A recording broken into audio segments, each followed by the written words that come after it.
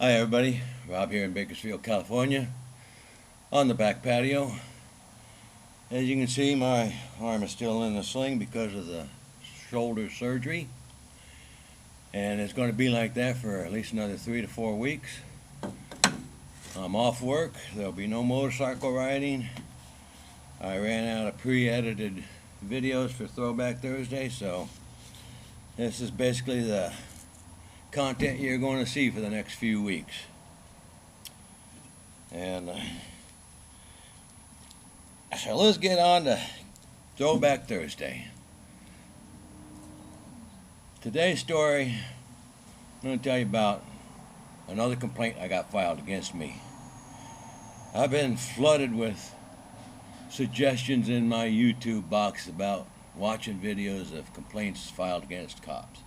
And all these people going off about, oh, how bad the cops are, and oh, they all got all these complaints. Thing is, probably 98% of the complaints filed against cops are bullshit. I can tell you that 100% of the complaints that were filed against me were bullshit. And I got a lot of complaints filed against me. Thing is, those complaints go into your jacket for personnel, whether they're bullshit or true.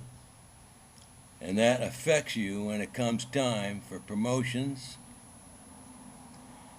So, and then also your reputation, because when prosecuting or when defense attorneys get a hold of those, all they see in your jacket is that, oh, you've got all these complaints filed against you. They're all unsubstantiated, but you got all these complaints against you. And they say, oh, look at this guy. He got a complaint for this, complaint for that, complaint for this. They don't bother looking and see that the complaint was bullshit. So let me get on to the story, okay?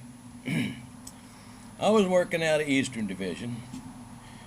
This time I was working 47 Henry, which is a two-man ambulance unit. I was working the Tierra Santa area, and it was second watch. It was nighttime.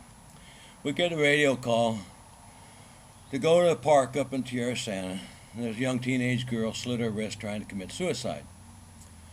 So we're heading that way, and that's a code 3 call. We're going lights and sirens. Get up there, and this is a big, large park. First thing we're concerned about is how are we going to find this girl so we can save her life, because we don't know how bad she's injured herself. Luckily for us, the fire department was already on scene and had found the girl, and they were busy wrapping up her wrists. So we get there, get out, contact fire department personnel. They tell us that they're all just superficial cuts and very minor bleeding. So they were bandaging her up. No arteries were severed. The girl was crying, kind of hysterically, and they were trying to calm her down.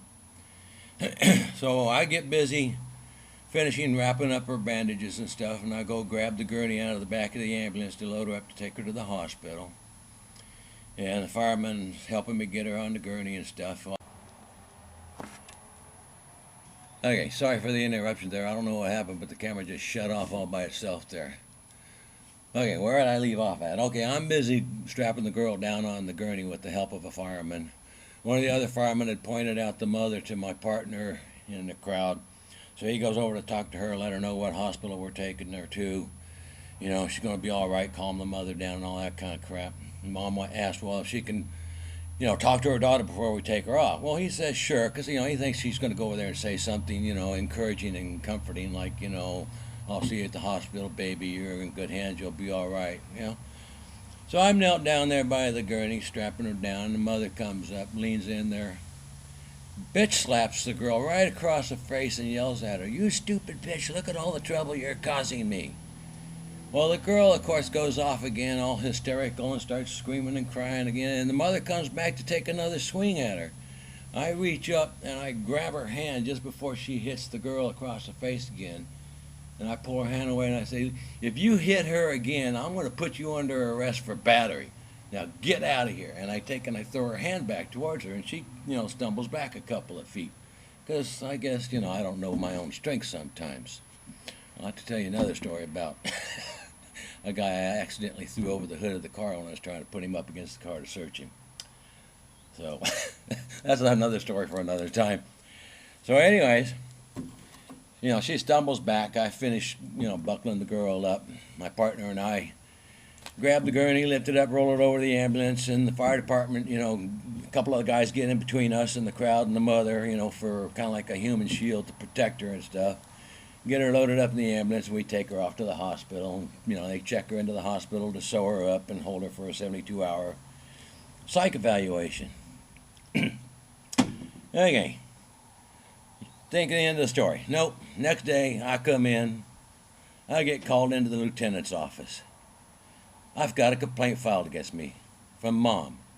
Mom claims that I slugged her and that I cussed her out. Well, I have to explain my whole side of the story. My partner gets called in. He has to explain what he saw. And this is all done separately. We're not in the same room together, right?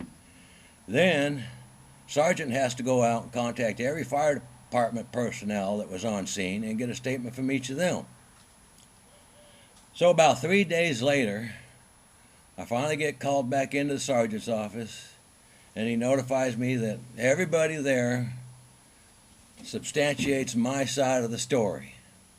I didn't use any cuss words, and all I did was throw her arm back, and she stumbled back. I did not hit her. So, unsubstantiated complaint. But I still have to sign the bottom of that complaint, and that complaint goes in my jacket. And it goes in my jacket as a heading as, let's see, excessive force and cussing at a citizen is how it was titled. So when the defense attorney goes in there looking to get evidence against me for some client for a excessive force complaint or whatever, all he sees is, there's another complaint for excessive force, blah, blah, blah, blah, blah. Well, that's bullshit. And that not only happens to me, but lots of other officers out there.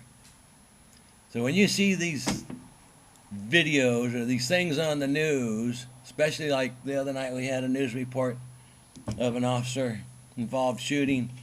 What is the news report? This officer's been involved in 3 shootings in his whole career.